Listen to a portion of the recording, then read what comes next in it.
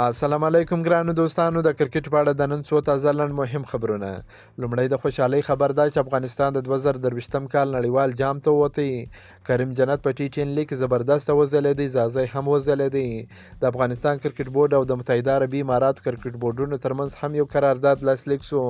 په دې هیله چې د خوښې وړ مو وګرځېږي، ویډیو تر اخره راسره وګورئ. په ټي10 لیګ کې کریم جنت تباهي وکړه او بریا یې هم خپله کړه. د ابوظبي په ټي10 یا لسوریز لیګ په 14مه لوبه کې افغان لوبغاړي کریم جنت په 28 توپونو باندې 58 منډې وکړې، یو اور یې هم ترسره کړ، 12 منډې یې ورکړې او لوبډلې یې سام فارمي لوبه وګټل. دغه لوبه چې د ابوظبي لسوریز لیګ 14مه لوبه په شیخ زاید کرکټ لوبغالي کې د چنای بریویس او سام فارمي لوبډلو ترمنځ ترسره شوه، چې په پیل کې سام فارمي لوبډلې پچه وګټله او په خپله یې د توپ اچونې پرېکړه وکړه. چنای بریویس لوبډلې په ټاکل شوو 10 اورونو کې د 4 لوبغاړو په سوځېدو سره 115 منډې وکړې، چې ډیویډ میلان پکې په 60 توپونو 2 زیاتې منډې وکړې. سام فارمي لوبډلې ته انریک نورتزجي 2 ویکټې واخیستې، ډیویډ پیټریوس او احمد رضا یوه ویکټه واخیسته. د 106 منډې هدف د سام فارمي لوبډلې د 2 لوبغاړو په سوځېدو سره د لوبې په وروستي اور په 2م توپ ترلاسه کړ او دغه په زړه پورې لوبه په خپل نوم کړه. د دوی لخوا کریم جنت په 28 توپونو باندې 58 چټکې ناسوځېدلې منډې وکړې، چې 6 او 1 څلوریزه پکې شامله وه.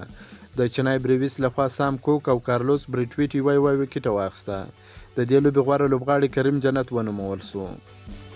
بلخوا د ټي10 لیګ په 12مه لوبه کې حضرت الله زازی هم وځلېدی، خو بیا هم دومره منډې ترلاسه نه کړې.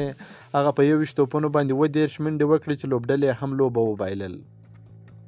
یو بل تازه خبر دا ده چې د افغانستان او د متحده عربي اماراتو د کرکټ بورډونو ترمنځ د 2 اړخیزه همکاریو 15 کلن قرارداد لاسلیک کېدل د افغانستان لپاره ډیر مهم او ښه خبر دی.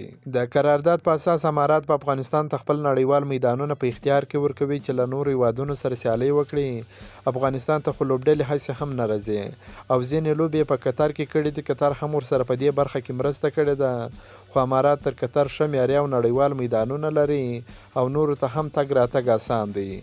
امارات به د افغانستان هوم ګراوند وي، دا ښه خبره ده. پاکستان او هند خو هسې هم له افغانستان سره تر دې مهاله د تیر په څیر مرسته نه کوي. تر دې مهمه خبره په اماراتو کې افغان کرکټ بورډ ته د ورځنیو چارو لپاره ځای ورکول دي، چې پکې خپل بانکي مواردات او نور اداري کارونه مخته یوسي. افغانستان دا مهال د نړۍ سره مخامخ بانکي معاملات نه لري، دا کار به دا چاره نور هم اسانه کړي او دا مهمه برخه دا مهال د ملي لوبډلې اکثریت لوبغاړو په اماراتو کې خپل بانکي حسابونه پرانیستلي دي. خو مهمه دا ده چې افغان کرکټ بورډ بانکي حساب ته پیسې انتقال سي او بیا افغانستان په کرکټ بورډ او کرکټي چارو ولګول سي. ډیر کارونه د پیسو د نشتوالي له کبله نیمګړي پاته دي. همدغه راز دا قرارداد وایي چې امارات په افغان لوبغاړو ته د ویزو په اخیستلو او لوژستیک برخه کې هم له افغانستان سره مرسته کوي. د اماراتو لپاره د دې قرارداد نورې ګټې به هم وي، خو مهمه ګټه یې دا ده چې هر کال به ورسره افغانستان شلوریزه سیریز کوي. کرکټ د لا ښه سي، دا خو د افغان کرکټ لپاره هم ښه خبره ده. په دې هیله چې افغان کرکټ بورډ دا ډول مثبت فعالیتونه نور هم زیات کړي. بیا دې هم ټولو ته مبارک وي. افغانستان د 2023م کال نړیوال جام سیالیو ته ووتی. دا سیالۍ به په هند کې کیږي. دا اوس د افغانستان د ورځنیو لوبو د لوبډلې سکواډ ډیر ښه ترکیب دی، له ډیر ضرورت پرته دی پکې تغیر نه راځي. همدا ترکیب دې تر نړیوال جام وساتل سي او ودې لوبول سي.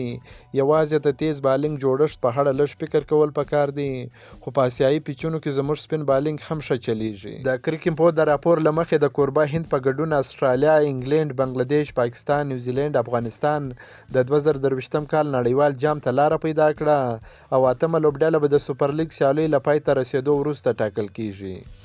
که مو دا ویډیو خوښه شوې درسره لایک کړئ او د خپلو ملګرو سره هم شیر کړئ. د نور تازه معلوماتو لپاره هم زموږ سره اوسئ. تر بلې ویډیو پورې د الله په امان.